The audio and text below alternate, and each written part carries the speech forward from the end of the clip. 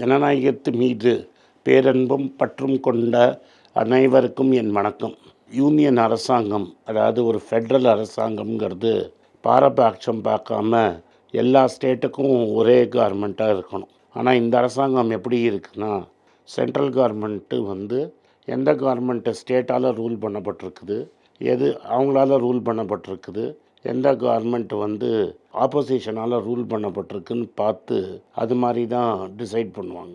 ரீசெண்டாக உங்களுக்கு எல்லாருக்கும் தெரியும், வயநாட்டில் ஒரு பெரிய ப்ராப்ளம் ஆயிடுச்சு. நேச்சுரல் டிசாஸ்டர், மழை பெஞ்சது, லேண்ட்ஸ்லைட் ஆச்சு, பல பேர் ப்ராப்ளம் ஆச்சு, பல நூறு உயிர்கள் போச்சு. இதுக்கு கேரளா கவர்மெண்ட் அசஸ் பண்ணி 2000 கோடி டேமேஜ் போகணுன்னு கேட்டிருந்தாங்க. நீங்கள் 2000 கோடி கொடுக்க வேண்டாம், பட் எவ்வளோ கொடுக்க முடியுமோ கொடுத்துருக்கலாம்.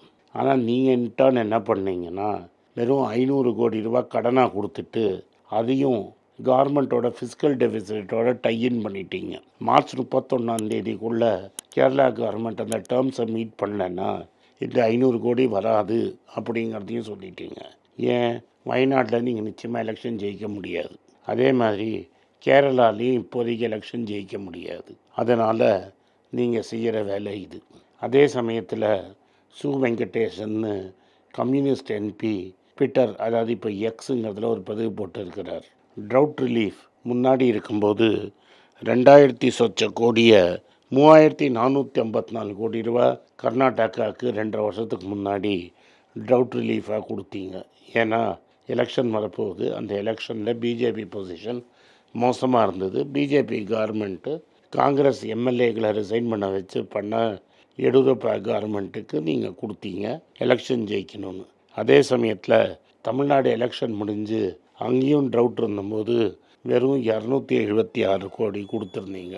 அப்போது ஒரு கவர்மெண்ட்டு பிஜேபி கவர்மெண்ட்டாக இருந்தால் அதுக்கு ஜாஸ்தி பணம், அது காங்கிரஸோ இல்லை லெஃப்ட் கவர்மெண்ட்டோ இல்லை ஒரு ரீஜனல் பார்ட்டி கவர்மெண்ட்னால் அதுக்கு கம்மி பணங்கிறது ரொம்ப அசிங்கம், நியாயத்துக்கு புறம்பானது. இதை போய் இது மாதிரி பண்ணுறதுங்கிறது ஒரு அறமே கிடையாது. ஒரு அரசியலில் நம்ம என்ன வேணால் பேசலாம், ஆனால் ஆட்சியில் இருக்கிறவங்களுக்கு ஒரு அறம் வேண்டும். மக்கள் எங்களுக்கு ஓட்டு போட்டால் தான் நான் உங்களுக்கு ஏதாவது செய்வேன் அப்படின்னு சொல்கிறது அறமில்லாத செயல். இந்த அரசாங்கம் அறத்துக்கு கட்டுப்படாமல் இஷ்டத்துக்கு செய்கிறாங்க. இதை எல்லாருமே கண்டிக்கணும்.